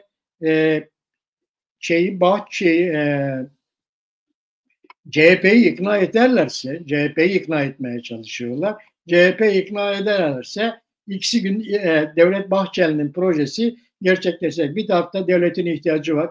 Hem PKK tesviye ediliyor, hem Türkiye'de Kürtler devlete entegre ediliyor. Aynı zamanda da Erdoğan bir dönem daha Cumhurbaşkanı olarak kalıyor ve o Erdoğan'ın işte %30 tabanını da kullanarak, o tabanı da kullanarak. Çünkü MHP'nin öyle bir toplumsal tabanı yok. Yani Erdoğan'ın o toplumsal tabanına da ihtiyacı var. İkisini bir araya getiriyor. İşte CHP'yi de ikna ediyor. O da CHP'ye bu ara saldırıyor Bahçeli. İşte Sosyalist Enternasyon'dan vazgeç, sanki Sosyalist Enternasyonel diye bir şey kalmış. Yani öyle bir uluslararası güç var. Öyle partileri yönetiyor, dünyayı yönetiyor. Öyle bir şey de yok. Ama orada onu bahane ederek gel Ankara'ya diyorlar. Bu toplumsal mitinglerden falan vazgeç. İmamoğlu'nu bırak, gel buraya, seninle anlaşalım. Erdoğan bir dönem daha. Böyle bir paradigma var. Bu belli, bu gözüküyor. Bu Kürtlerin başına kurulan yeni bir tuzak. Kürtlerin bizim bu konuda çok dikkatli olmamız gerekiyor. Çünkü şu anda hiçbir zaman Kürtlerin talepleri konuşulmuyor. Evet. Hani Kürdistani partiler Kürtlerin acil taleplerini dile getirdiler, bunları konuştular, bu kadar gündeme taşıdılar. Ama şu anda hiç bunlar konuşulmuyor. Ve abi zaten işte buyur abi. Yok abi, devam et, buyurun. İşte bu sorunun çözülebilmesinin yolu işte PKK'nın tasfiyesi, Kürtlerin de devlete entegrasyon, hiçbir hak elde etmeden. Daha önce dediklerini değişik bir şekilde söylüyorlar. İşte Türkiye Cumhuriyeti'ne vatandaşlıkla bağlı olan herkes Türktür. Şimdi biraz onu açacaklar. İşte Türkiye Cumhuriyeti vatandaşlarına bağlı Türkler, Kürtler, Çerkezler hepsi Türktür diyecekler. Ya da Türkiye Cumhuriyeti devleti Türklerden, Kürtlerden, Abazalardan, Çerkezlerden oluşur gibi. İlk 4 madde yani, değil. Bu 60. mı 70. madde diye bir şey var. Orada bu değişikliği yapmayı düşünüyorlar abi. Evet, orada yapıyorlar. Şimdi, ama esası şu abi. O çok önemli. Şimdi Tayyip Erdoğan diyor ki madem ki ben bunları gerçekleştireceğim, bir dönem daha benim Cumhurbaşkanlığımı kabul edin diyor. Bu bir. Evet. Yani çünkü ben yapıyorum diyor. Bana yaptırıyorsun. Evet. Ben yapıyorum diyor. Evet, yani iktidar benim. Bu işin yani her hamallığını değil bir de sefasını süreyim diyor. Bu bir. İki. Diyor ki Türk, Kürt, Arap kardeş olacaksa bizde bu laisizm, maisizm, kemalizm, memalizm çıkmalı diyor. Bu olmaz diyor. Biz bununla Orta Doğu'da lider ülke olamayız. Lider ülke olmak için yani Türklerin, Kürtlerin, Arapların kabul ettiği bir lider devlette ideoloji olmasın, kemalizm olmasın, laisizm olmasın. Hatta mümkünse biraz dindar bir devlet olalım. Yani bunu başından beri söylüyor. Şimdi egemenlik birine sadece zorla kabul ettirilen bir şey, ideolojik bir şeydir aynı zamanda. İşte bu Türkiye Cumhuriyeti Devleti ya da Osmanlı ya da New Osmanlı denilen hadise Tom Barak'ın da dediği Osmanlı millet modeli bunu gerektiriyor. Yani farklı kimlikler kendi kimlikleriyle, farklı inançlar kendi inançlarıyla, devlet de bunları barındıran, kabul edilen bir felsefeyle, bir ideolojiyle, bir inançla hareket etmelidir. Bu Kemalizmi dışlar. CHP'nin, Cumhuriyet Halk Partisi'nin buna karşı olmasının başlıca nedeni bu Kemalizm ve laisizmdir. Şimdi Tayyip Erdoğan kongrede ne dedi? Bunu o zaman da konuşmuştuk. Dedi ki bizim toksinli bir muhalefetimiz var. Ama biz bunu o toksinlerinden arındıracağız. İlginç olan şu, şimdi mevcut iktidar CHP'yi tasfiye etmeyi kafasına koymuş ve tasfiye ediyor. Fakat çok ilginçtir. CHP bunu belediye başkanlarına yönelik bir operasyon sandı. Henüz kendi varlıklarına, kendi objektif durumlarına yönelik bir tasfiye hareketi olduğunu idrak edemiyor.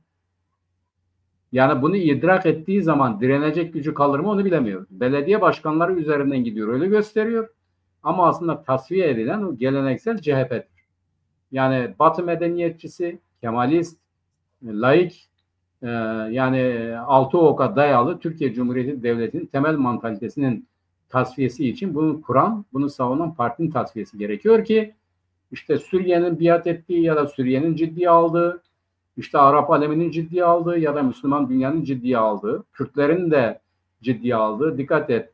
Apo ne diyor son zamanlarda? Bir diyor. Şeyi çok önemsiyorum, İdris-i Bitlisi. Tabii ki onun görevini yerine getirecek.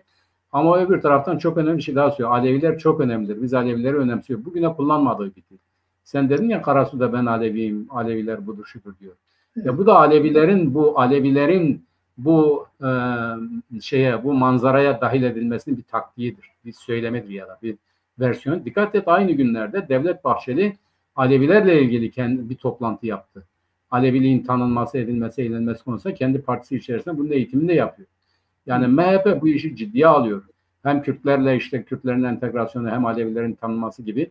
Yani bu Osmanlı millet modeline göre en iyi çalışan parti MHP'dir. Çünkü MHP bu paradigmayı kabul ediyor. MHP devlete bu konuda en çok yakın partidir. Uçumla MHP arasında hemen hemen hiçbir fark yok. Uçum ne diyor? Bu devletin işidir diyor. Yani herhangi bir siyasal partinin değil, devlet bunu yapıyor diyor ve doğrudur. İşte devlet bunu yaparken devletin orasında burasında olan kimi partiler buna uyum sağlıyor. MHP birebir uyum sağlıyor. Onu gerçekleştirmeye çalışıyor. AKP şartlı destek veriyor. Çıkarım varsa, çıkarım olduğu müddetçe ben desteklerim diyor. CHP ben bu modeli değiştirtmem diyor. Yani CHP bunun aynı zamanda yeni bir model olduğunu düşünerek ben bunun her yönüyle kabul etmiyor. Dikkat edersen bugün her ne kadar Özgür Özel Kürtlerle ilgili olumlu mesaj verse de yani Kürtler problem var dedikleri müddetçe problem vardır dese de CHP adına konuşan herkese baktığın zaman diyor ki biz ilk 4 maddeyi anayasanın temel buyunu şuyunu falanlı filanlı yok bölgesel özellik gibi şeyleri kabul etmeyiz. Biz bunlara karşıyız diyor. Yani demokrasi diyorlar ama peki bu Kürt meselesine çözüm öneriniz dediği zaman herkes aynı şeyi söylüyor papağan gibi. Diyor ki budur yani bak bu gerici anayasanın bile savunusu bunlara kalmış. Bunlar bunu savunuyor. Onun için bugün bu tasfiye süreci dediğimiz hadise bir tarafın tasfiyesi fakat öbür tarafın da tasfiyesini gerektiriyor. İşte kavganın büyük kısmı şimdi oraya kaydı. Yani bu iktidarın CHP'ye belediye başkanları üzerinden gitmesinin nedeni bu. Yani o mantaliteyi tasfiye etmeye çalışıyor. Bu yeni paradigmayı kabul etmesi için CHP'yi zorluyor. Peki bu mümkün olabilir mi? Pushkin'in bir lafı var. O romanlarında geçiyor. Ya diyor o silah duvarda asılı durduğu müddetçe bir gün mutlaka patlayacak. Şimdi bu hengame böyle devam ettiği müddetçe bir gün bunlar birbirine girer. Yani son sözünü söylerler. Bu son söz söylenmeden, Türkiye'de ciddi bir alt üst olmadan herhangi birinin kendi istediklerini kabul ettirmesi mümkün değil. Gerçekçi olmak lazım. Yani AKP açık söylüyor, seni tasfiye edeceğim diyor ama CHP bunu anlamazlıktan geliyor. Ya da belediye başkanlarıyla sınırlıymış gibi gösteriyor. Seçimler falan filan diyorlar. Ne seçimi? Yani seçiyorlar, adam alıyor görevde. Fiilen şunu söylüyor, ben istemediğimi seçtirmem diyor. Sen seçsen de ne olacak? Bak bu Kürtlere yapıldığı zaman gıkı çıkmayanlar şimdi en ufak bir şeydi ya işte başkaları itiraz etti mi? Başkaları buna karşı çıktı mı? Birileri karşı çıkmadığı zaman onu eleştiriyor. Peki mübarekler bu Kürtlere yapıldığı zaman siz ne zaman sesiniz çıktı? Siz kendiniz dediniz ki anayasaya aykırı ama biz karışmayacağız buna. Devlet yapsın. Bunu Kılıçdaroğlu söylemedi mi? Şimdi Kılıçdaroğlu kendi partisi tarafından yerle yeksan ediliyor. Yerle bir ediliyor. Hain bu şu falan filan deniliyor. Etme bulma dünyası değil mi abi? Evet. Yani hukuk diyor, adalet diyor ama kendisi evvela buna uymuyor. Eğer bugün CHP gerçekten adalet, hukuk, eşitlik vesaire diyorsa buna uygun davranmalıdır. Buna uygun davranmıyorsa bunu talep etmemelidir. Yani bu takım televizyonlarda isimli vermek isteyen adam çıkıyor. Türkiye'nin birliğini güçlendirecek Kürt çözümü.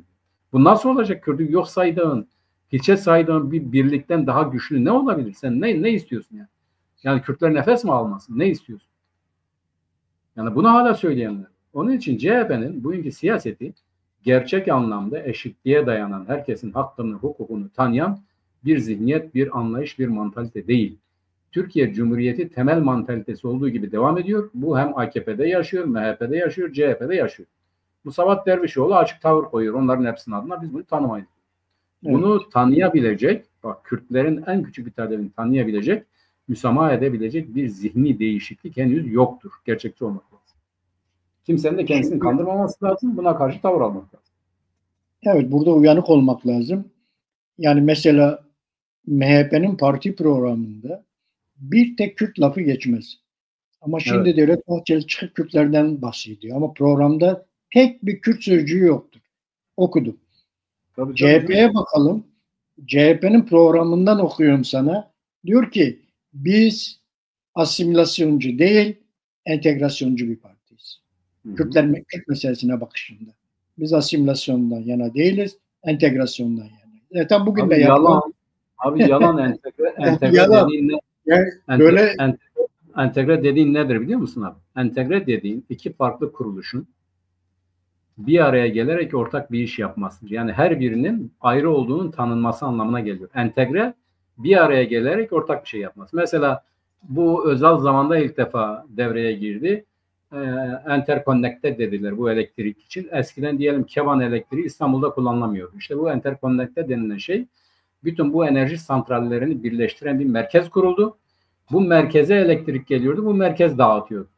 Şimdi entegre bu. Yani Kürtlerin entegresi Kürtlerin varlığını gerektiriyor. Bir ara Abdullah Gül de bunu diyor. Yani evvela Kürtleri kabul et. De ki Kürtsün, hakkınla, hukukunla, buyunla, şuyla Kürtsün. Sonra entegre olalım. Siz de entegre olun. Bir ortak yapı kuralım. Sen Türk olarak yaşa, biz Kürt olarak yaşa ama entegrasyon iki tarafın eşitliği üzerinde olursa anlamlıdır. Yoksa yok. Amerika Birleşik Devletleri'ne bak ya. Her bir eyalet kendi başına bir eyalettir yani. Kendi başına varlığı olan, hukuku olan, kanunları, kuralları olan bir yerdir.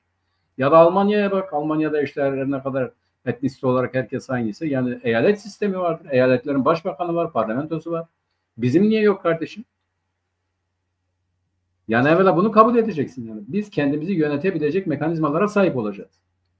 Esası budur. Şimdi bu olduktan sonra seninle ortak bir devlet kurarız. Bunu yaparız, şunu yaparız, birlikte iş yaparız. Bunun önünde bir engel yok. Eğer mutlu mesutsan. Ama hayır sen bunu istemiyorsun. Yani Kürtler ne Kürtçe konuşsun, ne Kürt'üm desin, ne Kürt adına bir şey yapsın, Kürt olarak faaliyet yürütmesin, Türk'üm, doğruyum, çalışkanım desin diyor. Buna da entegre diyorsun. CHP'nin dediği bu. Avrupa yerel yönetimler özellik şartı CHP'nin en son kabul edebileceği Avrupa standartlarındaki bir şeydir abi. Gerçekçi olan. Yani bunun ötesinde bir şey isteme, söyleme. Bunu açık söylüyor zaten ya. Bizim yüzümüze karşı söylüyor. Bizim kapaklı bir şey de söylemiyorlar. Şimdi onun için Kürtler bu APO'nun tasfiye süreci falan filan tamam kendisini tasfiye eder. Burada bize Seyda soruyor bunu gerçekleştirebilirler mi diyor tasfiyeyi. Bunu CHP için mi söylüyor, bizim için mi söylüyor bilemiyorum ama yani CHP'yi tasfiye etmeleri için ciddi bir mücadeleyi göze almaları lazım. Bu Pushkin'in silahta duvarda duran silahı gibi bir şeydir bu. O oradan inmediği müddetçe kimse hiçbir şey diğerine bir şey yapamaz. Bu bir iki Kürtlerin tasfiyesi beyhude bir çabadır. Bu mümkün değildir. Yani bir sosyolojik yapıdır, bir realitedir. Kürtler uyandı, Kürt olduğunu biliyor. Orta Doğu'da var, Güneybatı'da var, Güney'de var, Doğu'da var, bugün yeryüzünde var. Kürtler uluslararası güçlerin artık birlikte iş yapabilecekleri bir siyasal kuvvettir. Her zaman her yerde bu böyledir. Biraz geciktirebilir ama Kürtlere muhatap almayan, Kürtlere Kürt olarak muamele etmeyen bir Türkiye Cumhuriyeti Devleti de Kürtleri entegre edemez. Esası budur. Yani Seyda bunu soruyorsa o mümkün değil. Öbür taraftan da ama CHP'yi tasfiye geldiği zaman da CHP şimdi kendisinin tasfiye edildiğini farkında değil. Aynen suyu giderek ısıtılan bir kurbağaya benziyor. Su ısısı arttıkça biraz tepkileri yükseliyor. Ne zaman oradan sıçrayıp dışarı çıkıp kendi gerçek varlığına göre hareket edecek onu göreceğiz. CHP'nin başına büyük çoraplar örülüyor yani. Bugüne kadar bizim başımıza örüyorlardı. Şimdi CHP'yi bu sistemi kurmak için CHP'yi uslu muhalefet partisi haline getirmeleri lazım. CHP'nin tasfiyesi yani sahadaki duruma baktığımızda yani bugün CHP'nin nereden baksan %30 bir gücü var, toplumsal bir gücü var. %30 da AKP'nin bir toplumsal gücü var. Yani bu sahadaki bu şeye baktığımızda birbirlerinin tasfiyesi biraz zor. Böyle bir tasfiye gözükmüyor yani böyle bir şey yok. Ama zorlama var. Yani işte Erdoğan'ın bir dönem daha bu işi götürebilmesi, işte Trump'la artık resim de verdi. Trump'la toka da yaptı. İşte artık tamamdır yani çünkü artık dünyada uluslararası bir hukuk kalmadı. Uluslararası bir kurum kalmadı. Yaptırım gücü olan hiçbir şey kalmadı. İşte Trump'la resim verdin mi tamamdır. Her şeyi yapabilirsin. Erdoğan gitti resmi verdi Trump'la. Tokalaştı da bir saat görüştü de. O zaman tamam işte benim için. Çünkü Türkiye'de de artık hukuk kalmadı, kurum kalmadı. bir şey kalmadı. Hepsinin içi boşaltıldı. Artık bir adam ne diyorsa her şey o oluyor. Böyle bir yani dünyadaki duruma bugün dünyada Trump ne diyorsa o oluyorsa eğer aynı şekilde Erdoğan da burada ne diyorsa o oluyor. Ona uygun bir şey gidiyor. Ona yani o da sahadaki durumu görüyor. Uluslararası bir kurumun yaptırım gücü yok. Sadece Trump'ın yaptırım gücü var. O yüzden de Trump'la ilişkisini devam ediyor. Trump'la ilişkisini bozmuyor. Aynı zamanda şu anda Azerbaycan'la olan ilişkisi de Trump'la diyalog kurma, Trump'la yakınlaşma, İsrail'le yakınlaşma ilişkisine yönelik şeylerdir. Çabalardır diyelim. Orada da aynı şeyi görebiliyoruz bizim şeyde. Evet. Bu açıdan hani böyle bir tasfiye, CHP'yi tasfiye mümkün değil. Bu yani sahadaki güçler buna baktığımızda çok şey değil. Mümkün gözükmüyor sahadaki denklem. Şöyle olur abi. Bence CHP'nin tasfiyeden kurtulabilmesi için tutarlı bir sosyal demokrat parti olması lazım. Yani Kürtlere, yani Türkiye'deki sosyal ve inanç bazındaki kesimlere karşı gerçek anlamda demokratça onlara eşit görerek bir siyasi düzlem oluşturursa tasfiye olmaz. Ama hayır, ben kendime demokratım, diğerleri beni pek ilgilendirmiyor derse, yani bu gidişatla çözülür. Bu baskıya fazla dayanamaz. Bak itirafçılar çıkarıyorlar işlerinden. Yarın öbür gün işte bu bir kayyum mayın vasıtasıyla da Kılıçdaroğlu'na böldürebilirler. Ya da başkası da böldürebilir. Mesele o değil. Mesele şu. Tutarlı bir demokrat olarak hareket ederse Kürtlerle eşitlik temelinde bir çözüme kabul olduğunu siyasal düzlemde dile getirirse tasfiye olmaz. Toplumsal muhalefet genişler. Yani Kürtler de bunun içerisinde yer aldı. Genişler. Ama yok. CHP'nin çıkarları üzerine hareket ettiği müddetçe her zaman yani şimdi tamam epeyce güçlendi falan filan ama bu uzun sürede dayandırabilecek bir mantaliteye CHP sahip değil. Bu direniş gücü yok yani. Hani diyor ya hep hazıra kondu. Yani işte nedir? Hep zenginler partisi haline geldi. İşte böyle zenginlerin çocukları haline geldi bunlar. Zorluğa, morluğa vesaireye falan filan gelebilecek yapıda mapıda değiller. Bunlar o düzeydeki bir mücadele yürütebilecek kapasitede değil. Ama tutarlı demokratlar olarak hareket ederlerse toplumsal muhalefet genişler. Buna gerçek anlamda demokratça yaklaşır, birlikte hareket ederlerse tasfiyeden de kurtulurlar.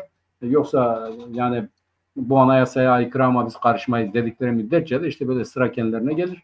Bugün birileri onları hala koruyor ama yarın öbür gün onları koruyan da çıkmayabilir. Ben böyle bakıyorum artık. O konuda biraz güç ilişkisine bakıyorum. Bu güç ilişkisi içerisinde de gücüne göre davranabilecek bir şey göremiyorum, bir söylem. Bugün gerçi o düzeyde bir şeyler oldu ama bakalım nasıl olacak onu göreceğiz. Evet. O zaman epey zamanımızla geçirdik Mehmet. Evet abi. Sonuna geldik. Ama işte gündem çok yoğun. Türkiye'nin gündemi alabildiğini her hafta yoğunlaşıyor. Her hafta yoğunlaşıyor. Bundan sonraki haftalarda da sanırım daha yoğun olacak gündem. Evet. Ama bu işte gelişmeleri önümüzdeki haftada görüp yine seninle beraber değerlendirmeye çalışacağız. Evet, sevgili Çarpel Medya izleyicileri, bir Siyasetin Gündemi programının daha sonuna geldik. Önümüzdeki hafta yeni bir Siyasetin Gündeminde yine haftanın olaylarını Mehmet Gül'le birlikte değerlendirmeye çalışacağız. Herkese şevbaş Mehmet. Şevbaş.